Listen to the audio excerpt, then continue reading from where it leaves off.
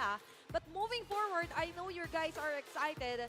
And let's move forward dito Let's run sa deep. drafting phase for game number 1 na kung saan it's going to be Fnatic Onyx Philippines onto the blue side. At the red side naman, ang Blacklist International. And speaking of sides, Auntie, di ba, parang kahapon ng trend, more on the red side. Yeah. Gets most of the advantage. Depende rin situation. Oo, kasi nga naman kapag red side yung pinili mo, meron ka agad 2-pick advantage over the other first pick. Right now, sobrang daming viable heroes in this Swivel! meta, so definitely Swing! pwede yung makita dito. But wow! Funny agad! Game 1 pa lang! Before we could analyze the ban agad, I was actually going to mention the Jushin ban here for Blacklist International. Ideally, kasi yun yung nakikita natin na isa sa pin-prioritize actually din yung Yes, sir. Fnatic Onyx Philippines. The hunter But I of all like the na evil gods. medyo nagtutungo rin sila sa identity na kailangan din establish ni King Kong yung sarili niya as the king of the jungle. Yeah, and interesting din na pinili yung Edith early on into this drafting phase kasi this opens up the possibility na pwedeng i-flex yung Edith. It can go to the roam or it can go into the XP. And isa sa mga primary counters, especially against a Fanny or an assassin in general, ay yung mga crowd control mechanics. So that can be a suppress, that can be crowd control talaga. So this Edith, I'd say, gives them opportunity to crowd control. However, ang tanong kasi, enough ba yung magiging crowd control nila if Edith lang yung may iwanan ng hero na meron sila? And that's the reason why may Valentina rin Yep. agad sila na pinili dito just to partners up with the Edith. So yung idea Hylos! dito is kung ano man yung kunin dito, let's say a Hylos is a great example, is kaya nilang i-pair up dito sa isang Edith. So that's why for the side of Blacklist International, a very high caliber move by Coach Bonchan here sa pagkuha nila dito with the Edith and Valentina. Whilst for Fnatic Onyx Philippines, we understand the strength of a Harit. Yep. Kaso ngayon, ideally, nakakakita rin tayo ng ilan sa mga heroes na kayang kumounter sa kanya. Yeah, nakikita nga din natin, no? Even the Ruby, I think it's being Come used on, against a Dexter. Harith in Yeah. the gold lane. But Showtime. then this, ang magiging response ng Blacklist International is to use this Claude. Not as much, hindi natin siya nakikita as much. Parang na-overshadow siya ng the likes of the Moskov, Moskov. even the Harith, na-overshadow siya. But then, still viable. Pero gusto ko lang din yung naging draft dito ng side ng Onyx, Fnatic Onyx Philippines, mostly because meron silang equal balance in terms of physical and magic damage because of the Harith and the Fanny. So, ito na yung magiging dalawang main damage dealers doon sa kanilang kupunan. Yan yung tinatawag mga core, Yep, diba? yep. And when we say core, it's not only on the jungle, but also sa gold lane natin, which is going to fall onto the hands of Kelra. And konting throwback, amateur days pala ni Kelra nung nagkakast sa Praise the stars a Harith is and actually seek one of your his path. most, sabihin na natin, pinaka-alas. Kapag nag-Harith na si Kelra, alam mo na yung pwede mangyari. Pero speaking of kahunatan, kalikutan sa mapa, the Louis Yeah. is going to be banned by Coach Bonchan Phosphor here. ban na yan. Isa So, pa. maaaring sinasara doon lang si Super Prince kasi if we would go for a throwback lang ng konti last season, Super Prince actually did a great job na nga lang din. Zaz, bukas pa. Yeah, onto getting the Louis. And actually yung Zaz din, inaantay natin na pwede rin palang kunin pa dito ng Fnatic I Onyx will Philippines. choose my Ayun, own path. Arlot ang naging ban dito ng side ng Blacklist International. But then, as we look into the draft, no, Athena, sobrang dalawang mobile heroes ang meron ng Fnatic Onyx Philippines as of now. They have the Harith, they have the Fanny. So definitely, ang magiging response supposedly ng Blacklist International is to get another hero na medyo heavy in terms of crowd control para makontrol yung dalawang hero na to. Nakita na natin yung Franco yesterday Ay, na oo. ginamit ng ating birthday boy na si Chaknu. But speaking of birthday, Ayan tayo sa birthdays. Ah. Unahin natin, belated happy birthday rin from Blacklist International si Oheb. And of course today, also celebrating his birthday is Coach Bonchan. Bonchan. Ayan, happy birthday sa'yo, Coach Bonchan. Yes. Pero kailangan muna niyang Have a do. paghandaan ngayon yung draft. Ito Ah. muna yung hahanda niya. Nandito na tayo. Back to the draft. But then, Kufra, ban na din naman. Kasi alam mo, hindi ko alam, no, sa lahat ng mga nanonood sa atin, here, both on-site and at home, isa siguro sa mga first hero na pumapasok sa utak nyo kapag nakakakita kayo ng Fanny ay to counter it out with the Kufra. Understandably so. But then still, open pa din yung Ruby, so that can be a possibility for Blacklist Always on the International. way. Actually, Ah, before- Matilda! Uy! Medyo, yung reaction ko doon kasi I was actually going to explain kung bakit tinanggal din yung Kufra. But for Perks kasi, ang mga heroes na tumatatak for me, kapag ka naririnig si Perks, is yung Ruby and Kufra. Yes. So it's a sudden change na nga lang din for me. It's a breath of fresh Ah. air, pero we get the idea with the Matilda kasi sumusunod to Yeah. and definitely can isolate a target. Kaso nga lang, with that said, ngayon medyo maaga nilang nare-reveal na nga lang din yung pwede Zaz. maging roamer dito for Blacklist International and the Zaz that we're looking for. Will it be pick for Fnatic Onyx Philippines? Yeah, pwede pang Zask. Tapos yung high loss, pwede pa din nilang i-flex XP or Roam. Nakita na natin siya in the past 2 days. Yeah. Na ginagamit More both in than the a XP. weapon. But Julian, ang kanilang magiging response. I think overall, no, this Julian, hindi niya kailangan mag-level 4 coming into the first turtle. So that's definitely fine. Level 3 is Yes, okay. level 3 is okay. So pwede na niyang ibigay doon kay Brusco yung last Oh. minion wave sa mid para mag-level 4 si Brusco. Tapos, mas malakas yung kanilang turtle advantage. Yeah. But then since fighter din naman to, hindi niya kailangan as much ng pagdalaw. And nakita natin kanina, sinabi ko isolated play pwedeng gawin dito ng Blacklist International. Eh, sino ba yung isa sa pinakamagandang hero na pwede mong pang-isolate talaga or pang-palapit din sa inyo ng mga kalaban na mahuli niya? And that's going to be the show na nga lang din na makukuha dito ng Fnatic Onyx Philippines. But there's going to be a switch up. So the show will be in the next lane here for Kirk. Yeah. At si Brusco ang gagamit dito ng high loss for the game number 1. Oo, parang recently nakita natin na ginamit ni Sanford Yan. ang Cho Cho. towards the XP lane and it has been effective for them. So now, kailangan nating makita kung paano pagaganahin ng Fnatic Onyx Philippines ang ganitong klase ng lineup since now, kailangan na nga nating makilala kung sino nga ba ang tunay na King of the Jungle. Kailangan nilang mapatunayan yan with their words.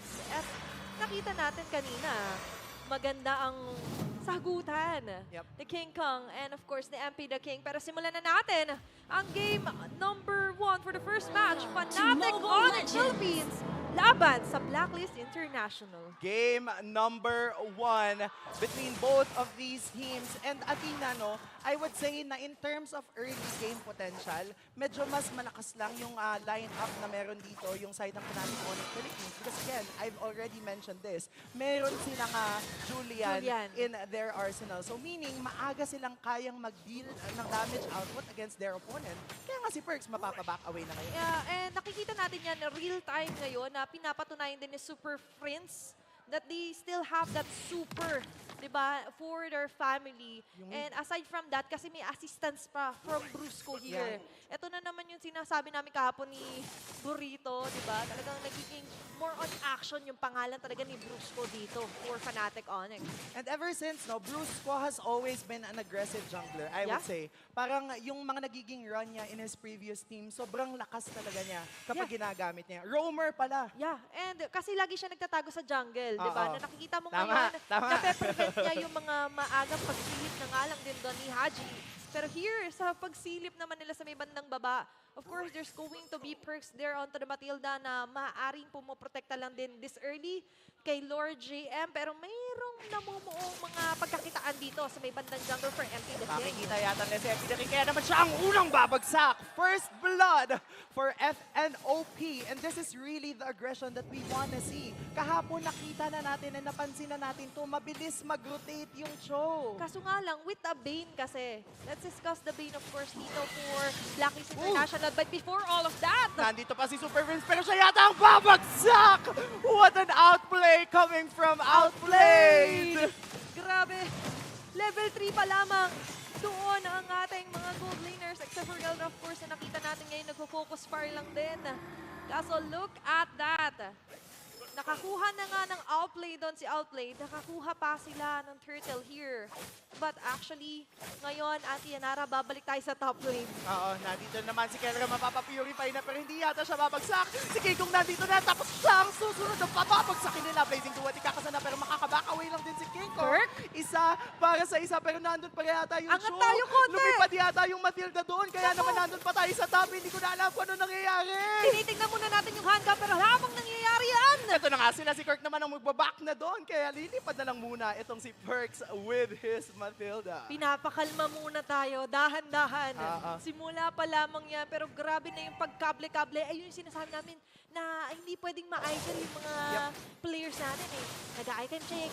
And of course, tinitignan yung shop. Ano pa bang pwede ko i-build up? Ano yung pwede ko i-prioritize? And speak of prioritization. Oo, nandito na tayo.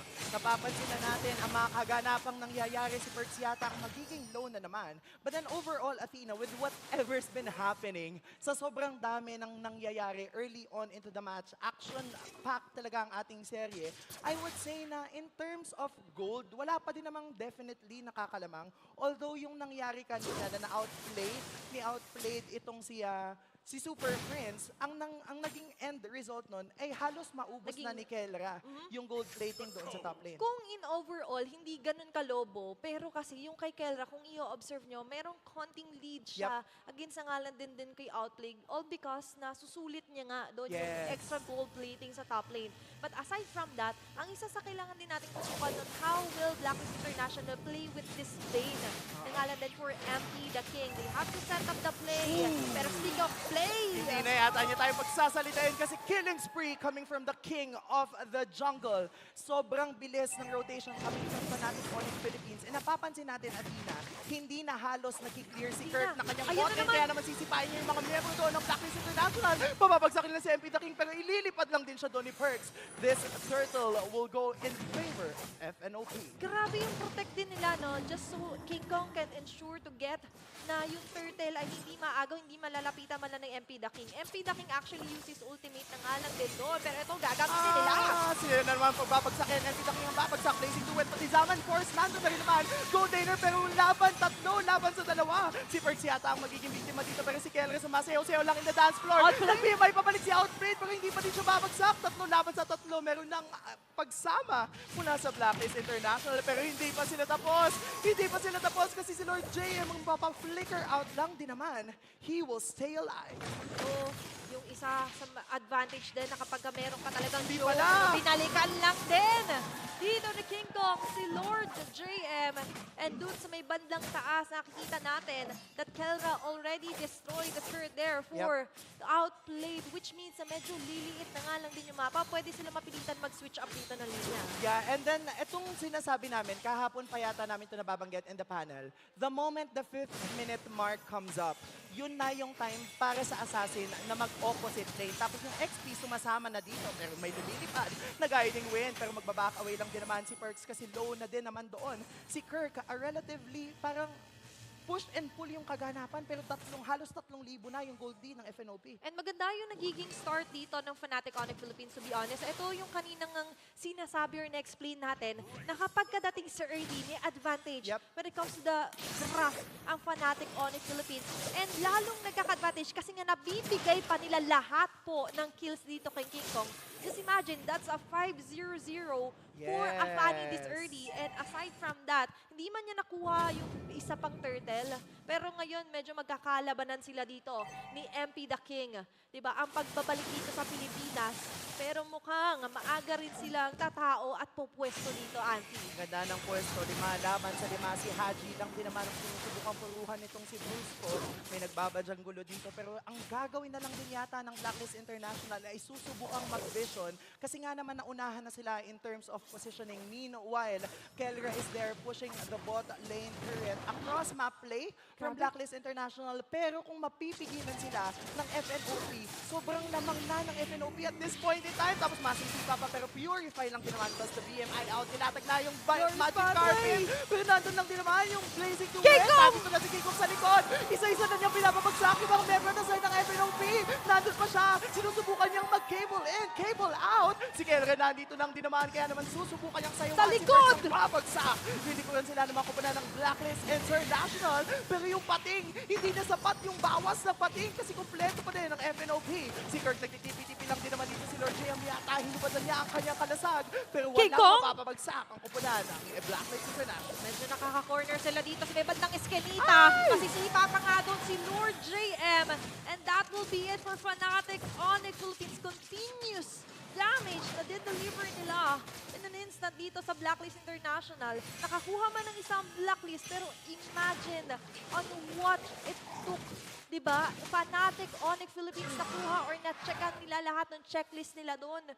Imagine, 6-0-1 pa rin dito si King Kong. Yes. And even Kelra, sabihin natin hindi pa ganun ka-boom yung KDA niya. But Yeah. just imagine the prowess and the damage that he could deal kapag tumama na yung Summon Force at mag-i-slide na siya. Tapos nandito na lang din naman yung kanyang pagsasayaw sa kanyang dance floor. Si Kirk yata ang magiging biktima. Yung outplayed ay nandun sa likod. Hindi na rin naman yata tatama ang kanyang blazing duet. Walang nawawala sa FNOP, Athena. Kailangan munang kumalma dito ng Blacklist International. They still have that hope na pabalik ta rin agad dito. Mid-port pa lang naman tayo dito sa ating laban. But definitely, MP The King needs the assistance. Babalik tayo dun sa keys to victory natin na kung saan kailangan nilang ma-utilize yung space Yep. na napoprovide ng rumors natin, which is Triperks. At dito naman sa kabilang side is si Brusco. Pero kasi si Brusco, hindi lang siya yung nag-utilize sa space, hindi lang siya nagpo-provide ng space and vision.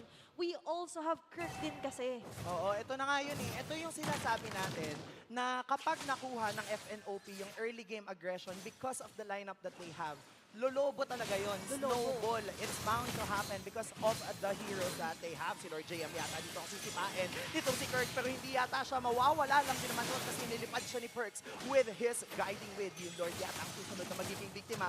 5 laban sa 5. Isa-isa na yata silang susubukan pabagsakin ng mga kupunan ng FNOP, pero backaway lang din naman. May lumilipad naman yun na doon, pero hindi niya itutuloy. Yung Lord yata ang susunod na magiging biktima pa rin. Yung Glorious Pathway nandun. Yung Oyabak, yung kabayo, sa target na si Haji. Kaya naman buhay pa din si Haji from the Flask of the Oasis. Dalawa na ang wala sa FNOP. Ito sa ganda paano pagkakasana ng Blazing Duet. Isa-isa na bumabagsakan ng FNOP, pero nandun lang din naman si Outplay.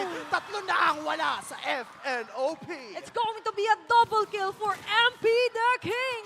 At ngayon, may pagkakataon silang ma-rush yung Lord na ito. Nagsimula rin kasi yan sa maganda na pag-feed din doon ni Perk sa kanya sarili. Kung papansinin natin, sa mata naman ng iba, parang medyo napaagay sa King Eagle. But that was it. He just needs to provide the zone against members of Fnatic Onyx Philippines. Ganda At ng papanoorin guiding. natin ang ating Infinix Instant Replay na kung saan kasi medyo nagkagulo-gulo ng trajectory dito ang Fnatic Onyx Philippines on who will be the targeting. Katulad nito, habang ang Blacklist International, they were in unity. Yes. Diba? Nag-unite sila on one specific target and that was it. Proper targeting, and alam mo dapat yung role na gagampanan mo. Kung nakita nyo yung ginawa doon ni Perks na pagligtas kay Haji nung hinahabol siya ng dalawang member ng FNOP, as a roamer, especially a utility roamer such as the Matilda, yun yung kailangan mong gawin. Tatlo yung kailangan mong bantayan. Your jungler, your gold laner, and your mid laner. Yeah. Kaya kailangan sama-sama talaga kayo. Kailangan yung focus mo is not only onto one person, Yup. but multiple persons in a row. This is still a 5v5. And looking at the way that Haji positions himself, of course, speaking of which, kita mo wala na siyang katakot-takot. Oo. Meron siyang IMU dito. King Kong! The Wave of the Dragon, while King Kong, they're on the mid lane. Sinusundan ni Perks! Pero si Perks pa din ang babagsak. Godlike para sa King of the Jungle. Pero ang naging trade ng Blacklist International ay kunin yung mid lane outer turret. Medyo nakakakaba ito. Nakita na natin yung mga ganitong klase ng galawan. Pero for Blacklist International, yung sinasabi kong hope, medyo umuusbong na Yup. siya, Anti-Inara. Especially nga nung nakakuha sila ng isang magandang team fight against Fnatic Onyx Philippines. Nabasagan na sila ng Torre dito. Pero for Fnatic Onyx Philippines, that will be an advantage kasi nga mas lalawak ngayon yung control nila onto the map. Yes, and nakita nyo yung pag-build ni Haji ng Blood Wings. That's super crucial because they have an assassin against them. And kung babalikan natin, Blood Wings gives you a shield. So ibig sabihin, meron kang added layer of sustainability while ensuring na merong dadagdag na magic damage from your end. So kapag post 4 ka, kapag mid laner ka, yun yung mga bagay na kailangan mong Kailangan. maging mindful of. You Kung have to ano yung observe. susunod kong bibilhin. And you have to observe din kung ano yung necessity, ano yung Yes. pinakakailangan mo at that moment. And sakto rin naman, di ba, yung pag-purchase niya. And with that said, of course, konting break muna tayo. Hingang-himalalim kasi medyo nagiging intense ang ating mga bakbakan and analysis here for game number 1. Imagine, game number 1 pa lang yun, Auntie, pero ang dami na nating mga natututunan dito for the Battle of Fnatic Onyx Philippines and ganda. Blacklist International. And ang fresh naman. Yes. Lahat ng mga audience natin dito sa Green Sun ang fresh, may fresh din doon na kumakaway sa likod. Akala mo talaga. Shout out, of course, to the agents. Happy Nandito. birthday. Happy birthday, Claire. Happy birthday, Claire. Yan. Pwede kaya magpabati, guys. Oo. Lagay nyo sa phone nyo, medyo babaan nyo yung brightness. That's the Yes. trick para mas mabasa namin. And hearts naman. Oo, kaya kung gusto nyong mabati namin yung mga kaibigan nyo, shout out bossing, ano daw? Mitch. Mitch, oh yun. Ayan. Kung gusto nyong ma-shout out yung mga kaibigan nyo dito sa MPL, kailangan nyong magpunta dito sa MPL Arena. Oo nga, shoutout kay Madam Mili. Nakita ko dyan nanonood and present. Diba? Kumaway pa. Ayan, ayun mga nag-A dyan. Ayan. And Oo. giving us hearts here sa Green Sun Hotel Makati. At ito yung maganda rin mag-onsite, eh, di ba? Siyempre, Oo. nakikita mo real time yung mga players sa harap mo, ano yung mga reactions nila. Yes. Kamusta ba? And kahapon binanggit ng mga super fans natin no, na iba yung feeling manood on-site. Kaya naman sa lahat ng mga nanonood sa ating mga tahanan, kailangan ng suporta ng mga paborito nyong koponan. Kaya i-type nyo below. I-type nyo na sa comment section Ayan. kung anong team ang sinusuportahan nyo. At kung ano sa tingin nyo yung prediction nyo, kung sino nga ba Happy 18th mananalo. birthday. Ay, happy 18th birthday. Happy debut. Di ba? Pag Yes. 18. Palakpakan po natin si ating debutant. Okay, happy 18th birthday po sa'yo, madam. Thank you for celebrating your birthday with us. And happy birthday din sa mga Yay. celebrants natin. Yes. Ayan, sila Coach Bonchan, di ba? Sila Chakno, Yep. si Captain Hook. And sa mga may birthday pa dyan at Nakakaputol pala ng salita yung A. ano yan, requirement. Kapag may nakita kang A, kailangan, uy! Ayan. Okay. Hey. Welcome back sa Land of Dawn, I guess. 9-4 ang talaan ng ating kills. But then, speaking of objectives, medyo nakalamang lang din naman yung Blacklist International doon sa first Lord fight na nangyari. Almost na-wipe out nila halos yung kupuna ng FNOP. Tatlo ang napabagsak nila. And ito na yata, dito na natin makikita na aarangkada na yung lineup ng Blacklist International because as we are seeing, outplayed all of his blazing duets. Ang ganda lagi ng pagkakakas. The timing is everything. Hindi lamang sa Moscow. Grabe. Sumibat. Ito, nambabaril with the bang-bang. Dito si Outplay with his Claude.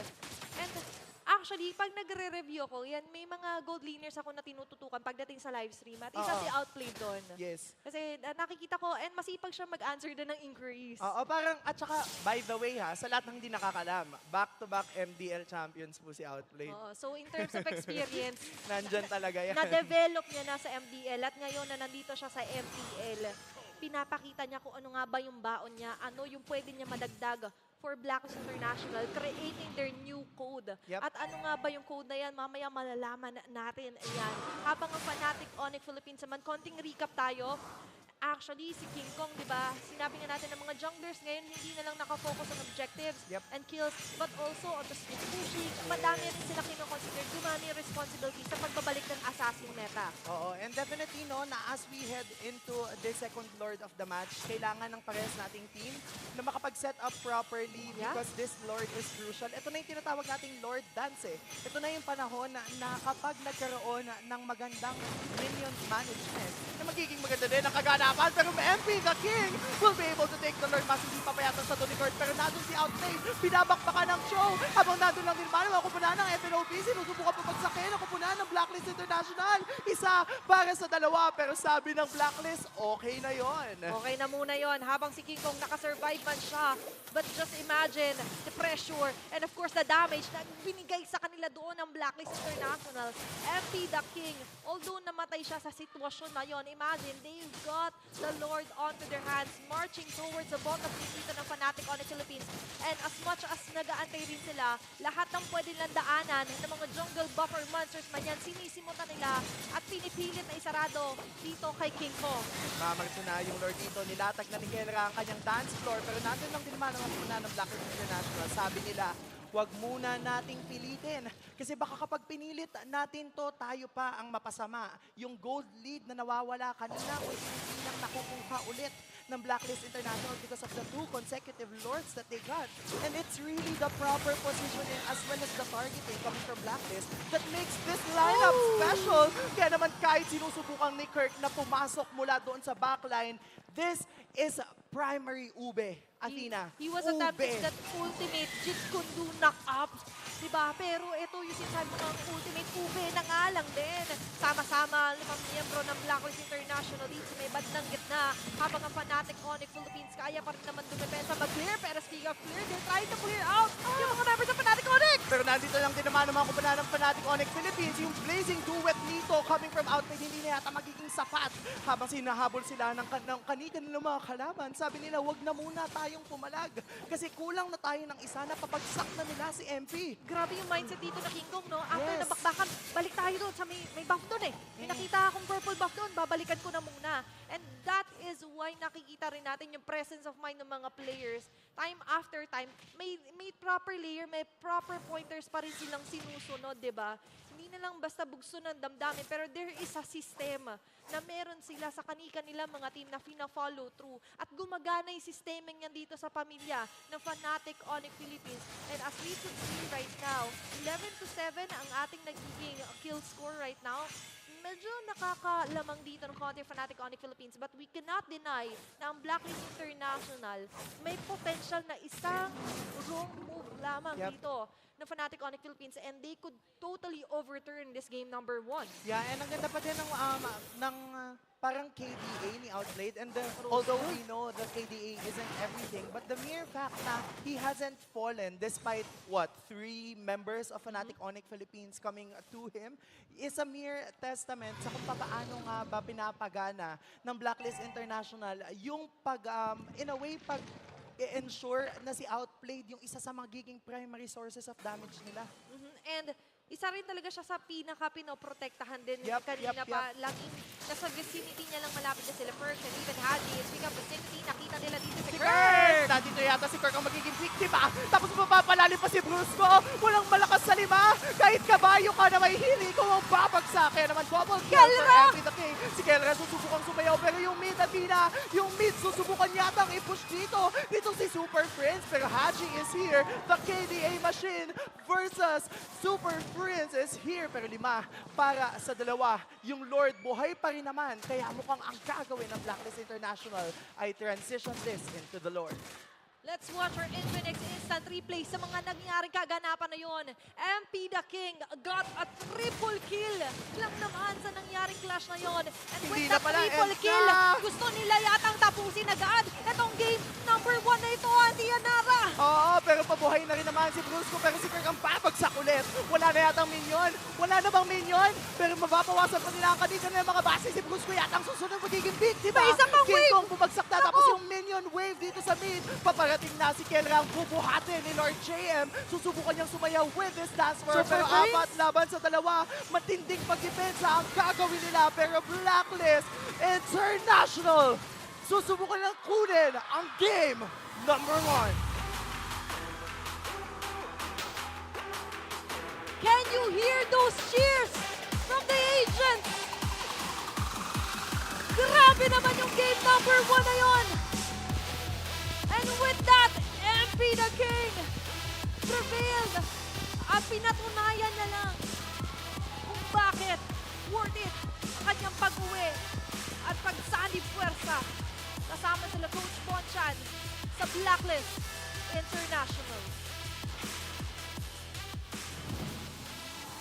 At unti-unting pinapatunayan ni MP the King na deserve niya bumalik dito sa Pilipinas after destroying Fnatic Onyx, Renmar, Rockhart. Muli tayo nagbabalik dito sa Infinix Game Tambayan. And wow, what can you say sa amazing performance ng Blacklist? This is just a setup for my analysis, pero don't get mad. I'll explain later. Sort of expected. Oh! Ikaw, Rockhart! Ito, sinisimulan na nila, men. Sinisimulan niya in one word, men. Ano yan? Newbe. It's the new Ube here for Blacklist International. Pinaramdam nila yon na medyo simula, medyo tatagalin talaga. Pero pag tumagal, yung lineup na yan, grabe, magsama-sama lang kayo, kaya nyong tibagin. Even yung pinakamasakit. And new ube nga talaga dahil bagong mukha ang makikita nating MVP for Blacklist, none other than Outplayed.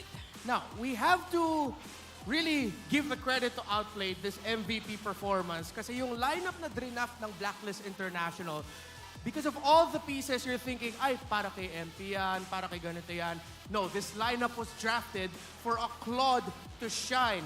When it came to the first 3 picks of Blacklist International, Valentina, Edith, Claude, ang pinapakita nila doon ay nag-draft sila ng tinatawag natin na safe na 3 picks. Because it shows na gusto mo ng lineup na may potential na makakuha ng early snowball para hindi mo kailangan ihintay yung late game. But the problem is, Fnatic Onyx Philippines, nag-draft sila ng lineup na mas mabilis mag-scale. So it's expected na ganun yung performance nila in the early to mid-game. Pero dahil Blacklist International, dito sila nanalo. Nakuha nila yung Lord. Yun kasi yung main winning condition ng Fnatic Onyx Philippines para sigurado na sila talaga yung mananalo sa early to mid. But Blacklist International getting that Lord means that they got their turnaround condition. Kasi hinihintay nila yung eventual power spike na makukuha ng lineup nila for the Bane and most importantly, for the Claude of Outplayed. Na importante yung trabaho niya dito, wag lang siya mamatay. And nakita natin yun sa item build path. Kanina nag-corrosion scythe siya, DHS, and it took him almost 12 minutes to build the golden staff. Because of the Fanny, he had to build the leather jerkin first and other components. But once he got that golden staff, dun na natin nakita yung scaling ng lineup ng Blacklist. The power of the Valentina, the Edith, and the Claude. Pero natis na nga tayo dun sa early game. In the early game, yes, we have to credit King Kong, one of the best Fannies in the league, maybe even one of the best Fannies in the world, godlike to start it off. But there was one little exchange in the top lane kung saan na-burst siya ni Perks at ni Haji. The Valentina and the Matilda together, that was a little bit of a warning signal of the potential outcome na ayaw ng Fnatic Onyx Philippines. Kaya ganun kabilis yung laro nila. Alam nila, ticking time bomb yung lineup ng Blacklist International. If they don't end it fast, if they don't get the first Lord, they will lose the mid to the late game at baka mapaikot pa nga ng Blacklist International, and that's exactly what happened. And that's what I mean by this is somewhat expected. Kasi ganito yung design ng draft ng dalawang teams. Fnatic Onyx Philippines, to be honest, I love their draft. Those last 2 picks, immediately bring that up. Nag-Julian sila, and if I'm not mistaken, nag-Cho na rin. Yun yung signal na, okay, magpapabilis sila. Yung first 3 picks, mabilis na nga. Yung last 2 picks, mas pinabilis pa yung power spike nila. That's the early to the mid-game power spike. Now, for the other members of Blacklist International, you also have to credit here MP the King and yung call nila na i-go na kagad yung Lord. That first Lord was so important to them because that allows them to catch up with the gold, to catch up with the control, and them getting those crucial kills, especially that double kill by Outplay, kung di ako nagkakamali, in that Lord bit, meant that they had their condition for the turnaround. So, hindi na ganun ka-surprising na sinabi ko na expected na, sort of expected na ganito yung magiging resulta, no? Grabe yung explanation mo doon. Tsaka na-expect ko din na magiging maganda yung performance ni MP kasi recently sa mga streams ni MP, nakikita natin na gamit yung Bane Jungle at pinakita niya na kaya niya makipagsabayan kay King Kong, as you mentioned, one of the best Fannies, not just in the Philippines, but in the whole world. But I do agree, no, the performance of Black, hinintay nila yung power spike, still remaining true to the name as the Ube.